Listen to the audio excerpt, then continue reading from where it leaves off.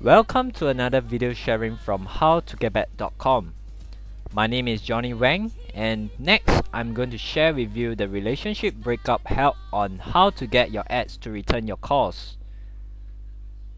Inside this video, I talked about the next 2 points. First, what not to say. Second, how to use curiosity and self-interest to your advantage. By the end of this video, you have a pretty good idea of what to do in order to get your ex to return your calls. And this leads us to our first point, what not to say. Okay, before we start with what not to say, I would like to ask you a question. Are there magic words you can use to get your ex to return your phone calls? Sound hard to believe, am I right? But there are actually words that you can use that will nearly cast a spell and make your ex feel almost compelled to return your calls. However, let me warn you that you must have a complete strategy of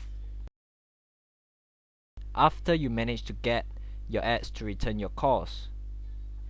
If you use this technique alone without an overall plan or strategy, you may damage your relationship more than if they never return your call. Before we get into the actual words, let's go over what message almost never works, or even worse, puts you into an awful psychological position. These usually fall into 2 categories. First, the pledge. It sounds something like this. Ben, please call me. This is the 3rd time I have called. I have to talk to you. And second, the emergency.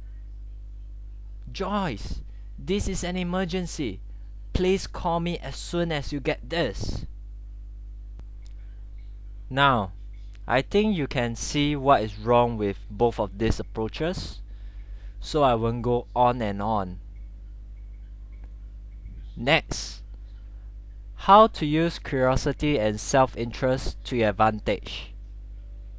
Do you know that 2 of the most powerful forces in the human mind are curiosity and self-interest? And here's the big secret. When you combine the 2, you have a recipe that works like magic. So, let's look at what you can say that works nearly every time. It sounds like this in a friendly tone. Hi Ben, Joyce here. I wanted to let you know I appreciate what you did for me. Call me because I want to thank you in person. Do you see how that uses both curiosity and self-interest? Ben will not be able to resist and will be thinking, what did I do? What does she appreciate? And he feels good because it is a positive message.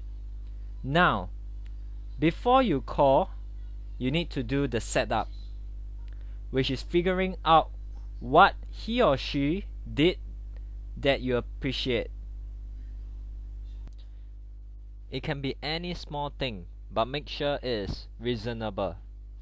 Remember, like I said previously, please have an underlying strategy like what is laid out inside the Magic of Making Up system that is shown on my site before you call.